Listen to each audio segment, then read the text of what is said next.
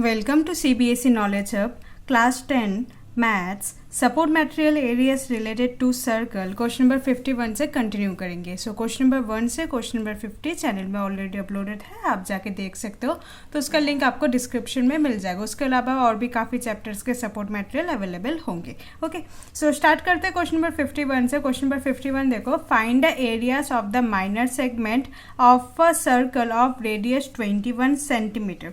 सो यहाँ पर आपको क्या क्या गिवन है, देखो एक है रेडियस गिवन है, तो लिख लेते हैं रेडियस जो है वो है 21 centimetre. When the angle of the corresponding sector is 120 degree, यानी कि आपको थीटा भी गिवन है, थीटा जो है वो है 120 डिग्री। आपको निकालना है क्या, find the area of the minor segment, यानी कि आपको माइनर सेगमेंट का आपको एरिया निकालना है। सो एरिया ऑफ सेक्टर निकालेंगे, सब कुछ दिया हुआ है, थीटा भी गिवन है, रेडियस भी गिवन है। सो लिखेंगे एरिया ऑफ सेक्टर, हमें निकालना सेगमेंट है ना, तो देखो एक ऐसा कुछ होगा। सो इसमें थीटा गिवन है 120 डिग्री, और हमें सेगमेंट भी निकालना है, तो सेगमेंट के लिए हमें सेक्टर निकालना होता है। तो सेगमेंट हमारा ये पोर्शन होता है, तो पूरा सेक्टर का एरिया निकालेंगे, फिर एरिया ऑफ ट्राइंगल हम इसमें से सब्ट्रैक्ट कर देंगे। इसमें रेडियस हमें गिवन है 21 एंड 21। सो इसमें से हम सेगमेंट ट्राइंगल को माइनस कर देंगे तो हमें सेगमेंट मिल जाएगा। सो एरिया ऑफ सेक्टर निकालते हैं पहले, theta by 360 multiply pi r square. Next theta का वैल्यू पता है 120, सो 120 बाई 360 मल्टीप्लाई 22/7, और रेडियस इज 21, सो 21 मल्टीप्लाई 21। 0 से 0 कट गया, 12 1 जा 12, 3 जा 7 1 जा 7, 3 जा, यहाँ पर 3 से 3 हो गया, कट हो गया। सो 22 मल्टीप्लाई 21 इज 462 सेंटीमीटर स्क्वायर। सो हमें एरिया ऑफ सेक्टर मिल गया 462 सेंटीमीटर स्क्वायर। अब हम क्या निकालेंगे, area of triangle. So area of triangle क्या होगा, area of triangle equal to √3/4 radius का स्क्वायर। सो √3/4 रेडियस हमारा क्या है 21, सो मल्टीप्लाई 21 मल्टीप्लाई 21। आगे देखो 21 मल्टीप्लाई 21 इज 441, 441 √3/4। सो ये हमारा एरिया ऑफ ट्राइंगल होगा। Okay, so centimetre square. Next इसमें एरिया ऑफ सेगमेंट निकालना है, सो लिखेंगे area of segment equal to, area of segment हम कैसे निकालते हैं, एरिया ऑफ सेक्टर से एरिया ऑफ ट्राइंगल सब्ट्रैक्ट कर देंगे। सो लिखेंगे area of sector minus area of triangle.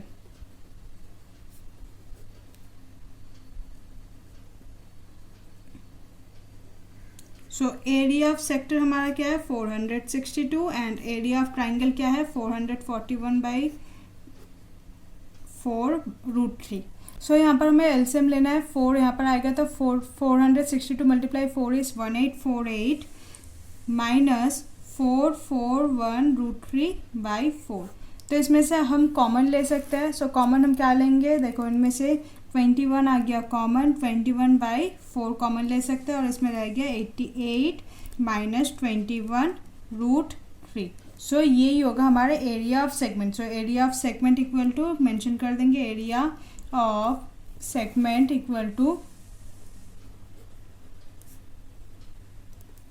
21/4, 88 minus 21 √3 centimetre में था, तो लिखेंगे सेंटीमीटर स्क्वायर। सो ये होगा आपका area of segment. Okay, question number 52, a piece of wire 11 centimeter long is bent into the form of an arc of a circle subtending an angle of 45 degree at its center.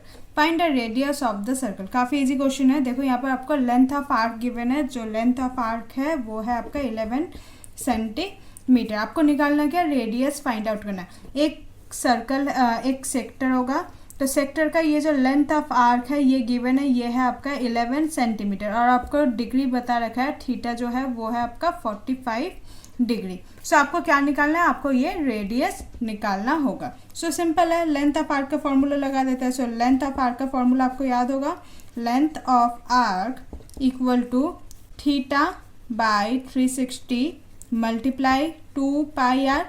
So theta का value हमें given है 45 degree. So 45 by 360 multiply 2, pi का value 22/7 और radius हमें पता नहीं है, वही निकालना हमें। सो रेडियस और लेंथ ऑफ आर्क गिवन है 11।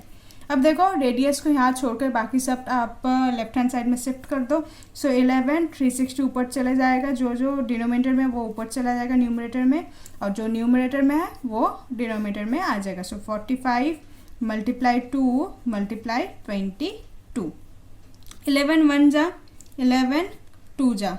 ओके, देन देखो 2 1 जा 2 180 जा, 2 1 जा 290 जा, 45 1 जा 45 2 जा, एंड 2 and 7 ऊपर रह गया। सो 2 मल्टीप्लाई 7 इक्वल टू आर। सो 2 7 जा कितना होता है 14। सो 14 जो है वो रेडियस है। सो लिखेंगे radius equal to 14 centimetre. Easy question था ये। Next question number 53, the circumference of a circle exceeds the diameter by 16.8 centimetre, find the radius of the circle. आपको रेडियस निकालना है। यहाँ पर आपको गिवन क्या है वो सिंपल वर्ड में समझो। जो सर्कमफेरेंस है पुराने सर्कल का, 2 सर्कल, एक ही सर्कल है, वो सर्कल का डायमीटर बस एक्सिड्स होगा। सो सर्कमफेरेंस जो है वो न्यू जो सर्कल बनेगा उसका जो है उसका डायमीटर जो है वो एक्सीड हो जाएगा प्लस 16.8 से। सो अकॉर्डिंग टू क्वेश्चन हमें ये मिला। हमें निकालना क्या है, रेडियस निकालना है। अब सर्कमफेरेंस का फॉर्मूला पुट करो 2 पाई आर, और डायमीटर क्या होता है, डायमीटर को हम 2 मल्टीप्लाई रेडियस लिख सकते हैं। सो हम यहाँ पर क्या लिखेंगे 2r प्लस 16.8। नेक्स्ट 2r को हम इधर शिफ्ट करेंगे। सो क्या होगा 2 pi r minus 2r equal to 16.8।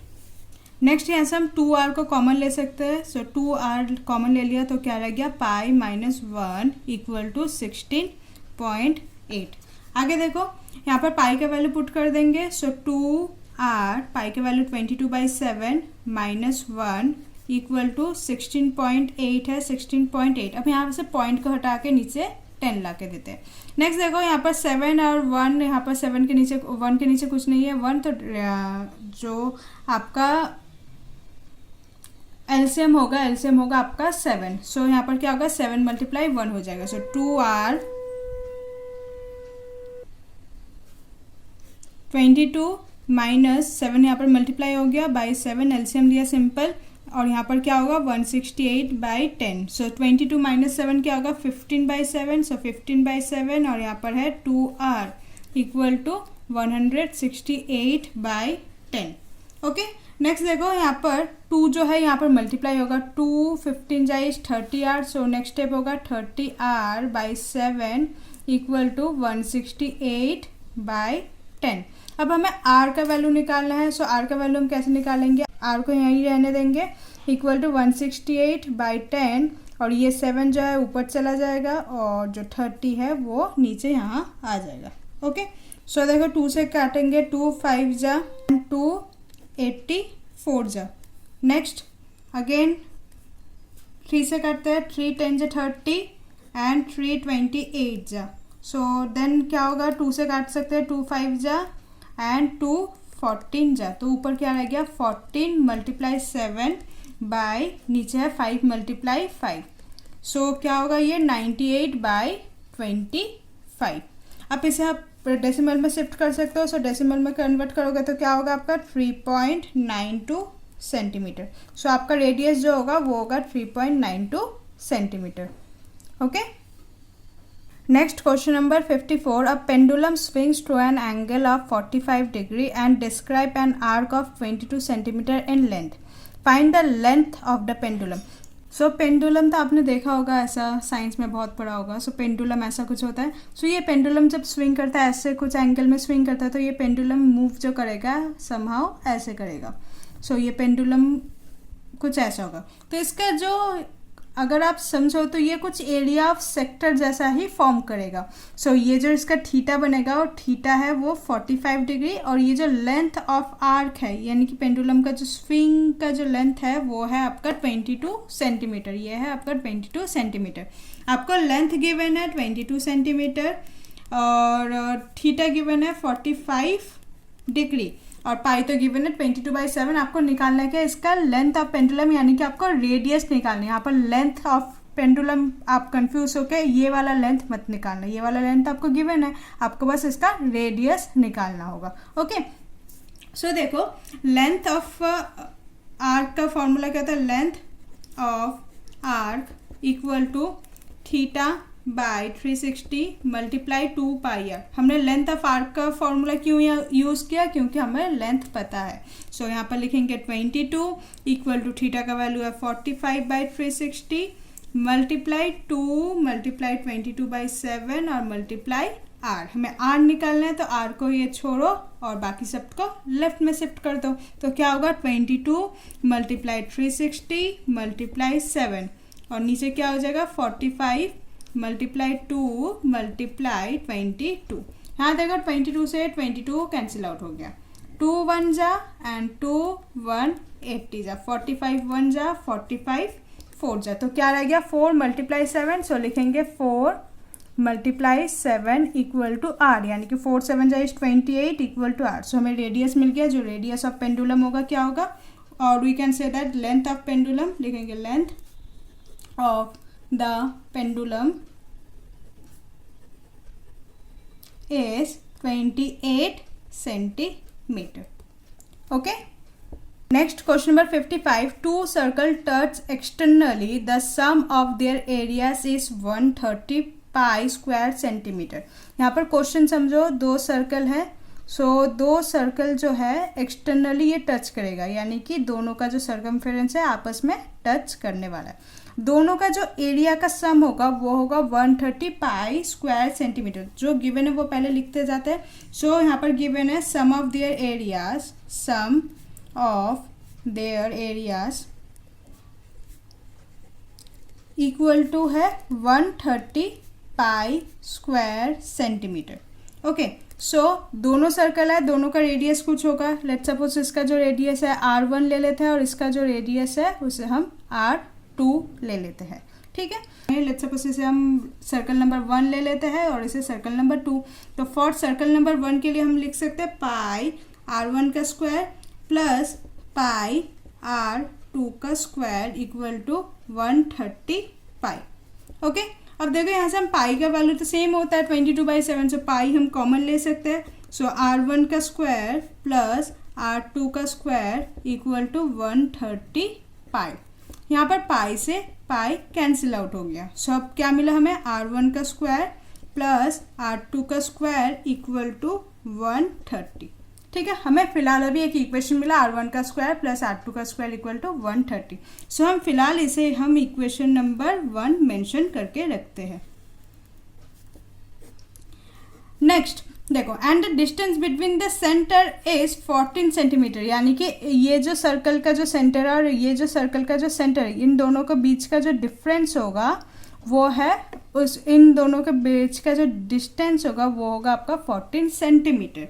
That means हम यहाँ पर लिख सकते हैं कि distance between their areas, distance between their areas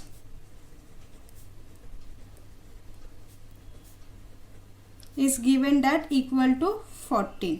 so distance यानी कि देखो इसका R1 ये है, ये भी तो एक रेडियस है, R2 का तो ये भी रेडियस है, तो R1 plus R2 equal to 14। सो ये वाले को हम इक्वेशन नंबर 2 दे देते हैं। ठीक है, अब देखो इसमें बस हम सब्सटीट्यूट करेंगे वैल्यू को और कुछ नहीं करेंगे। तो हम क्या करते हैं, R2 का वैल्यू यहाँ से ले लेते हैं। सो R2 इक्वल टू क्या होगा 14, R1 इधर था तो यहाँ पर आके हो जाएगा ये माइनस R1। सो R2 का वैल्यू हमने ले लिया और इसे हम ले लेते हैं इक्वेशन नंबर 3। यहाँ तक क्लियर है? आप ये अपने कॉपी में करते करते जाओ तो आपको थोड़ा और भी ज़्यादा क्लियर होगा। Okay, substitute the value of R2 now. Substitute the value of R2 in equation 1। सो आप इक्वेशन 1 में जो R2 का आपने वैल्यू निकाला है 14 माइनस R1, सो वो आप R2 में इक्वेशन 1 में यहाँ पर पुट करोगे। सो आपके इक्वेशन 1 क्या था, देखो R1 का स्क्वायर प्लस R2 का स्क्वायर इक्वल टू 130। सो आप ऐसे लिखोगे R1 का स्क्वायर प्लस R2 के जगह आप क्या लिखोगे 14 माइनस R1, तो क्या लिखोगे 14 माइनस R1 का स्क्वायर इक्वल टू 130। अब देखो R1 का square plus a minus b square, so a square plus b square minus 2ab, so वही करोगे 14 का स्क्वायर प्लस R1 का square minus 214 R1 equal to 130। अब इसे सॉल्व करेंगे, 14 का स्क्वायर क्या होता है 196 एंड माइनस 214 जाइए 98। सो करते हैं नेक्स्ट पेज में। सो क्या होगा R1 का स्क्वायर प्लस 196 प्लस R1 का square minus 28 R1 equal to 130। अब देखो ये R1 का स्क्वायर और R1 का स्क्वायर मिलके क्या हो जाएगा 2R1 स्क्वायर माइनस 28 R1 और ये प्लस 196। अब देखो ये जो 130 है वो इधर आ जाएगा तो माइनस 130 हो जाएगा इक्वल टू 0। अब देखो 196 से 130 माइनस करोगे तो आपका क्या होगा 66। सो लिखेंगे 2R1 का square minus 28 R1 plus 66 equal to 0। अब यहाँ से आप 2 कॉमन ले सकते हो, सो ले लेंगे यहाँ से 2 कॉमन। सो 2 कॉमन ले लिया तो क्या होगा R1 का square minus 14 R1 plus 33 equal to 0। अब ये 2 0 के नीचे आ जाएगा, डिवाइड में चला जाएगा तो 0 डिवाइडेड बाई 2 0 ही होगा। सो यहाँ से 2 हट गया। सो उसके बाद देखो क्या मिला हमें R1 का square minus 14 R1 plus 33 equal to 0। अब हम करेंगे मिडल टर्म स्प्लिटिंग। सो यहाँ से करेंगे मिडल, और आप मिड टर्म स्प्लिटिंग भी बोल सकते हो। सो लिखेंगे मिडल टर्म स्प्लिटिंग।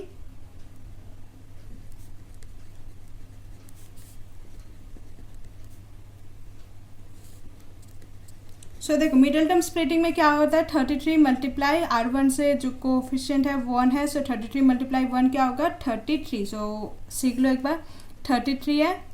सो 3 11 जा इज 33 एंड 11 1 जा इज 11। सो आपको 11 और 3 को कुछ प्लस और माइनस करके 14 लाना होगा। यहाँ पर देखो R1 का स्क्वायर आप 14 को कैसे लिख सकते हो, यहाँ पर माइनस 11 R1 और माइनस 3 R1। देखो 11 प्लस 3 क्या होगा 14। सो ठीक है यहाँ पर, तो प्लस 33 इक्वल टू 0। यहाँ से कॉमन ले लो, इन दोनों में कॉमन लेना होगा और इन दोनों में कॉमन लेना होगा। सो इसमें क्या होगा देखो R1, तो R1 माइनस 11 रह गया और इसमें क्या होगा माइनस 3 R1 माइनस 11। सेटिस्फाई है इक्वेशन। अब देखो दोनों इक्वेशन यहाँ से मिला हमें R1 माइनस 11 और यहाँ से मिला मुझे R1 माइनस 3। जो ब्रैकेट में है उसे एक बार कॉमन लेते हैं और जो ब्रैकेट के बाहर है उसे अलग ले लेते हैं। फिर दोनों में इक्वेट 0 कर दो। So R1 minus 11 equal to 0। So R1 का वैल्यू हमें मिल गया यहाँ से 11 और यहाँ पर देखो R1 माइनस 3 इक्वल टू 0। सो यहाँ से आपको क्या वैल्यू मिल गया R1 इक्वल टू 3। तो इनमें से देखो इफ R1 इक्वल टू 11 है देन R2 का वैल्यू क्या होगा, R2 equal to 14 minus R1 था। सो 14 माइनस 11 क्या होगा आपका 3। डैट मीन्स आपका R1 का वैल्यू होगा 11 और R2 का वैल्यू जो होगा यहाँ से 3। सो एक 11 सेंटीमीटर है और एक 3 सेंटीमीटर है। ओके, इनकेस अगर आप R1 का वैल्यू 3 लेते हो और R2 का वैल्यू फिर उसके 11 आएगा तो दोनों का रेडियस सेम ही आएगा। जो रेडियस है उसका 11 सेंटीमीटर आएगा और दूसरा जो रेडियस है उसका 3 सेंटीमीटर होगा। So the radius require is, so लिखेंगे require radius is, require radius R, 2 है ना R। सो एक है 3 सेंटीमीटर होगा और दूसरे के लिए 11 centimetre. Okay, so this is the answer. So इसके बाद क्वेश्चन नंबर 56 से हम नेक्स्ट वीडियो में कंटिन्यू करेंगे। अगर कोई डाउट है तो आप कमेंट सेक्शन में पूछ लीजिएगा। Hope you like this video. Please like share and subscribe. Thank you.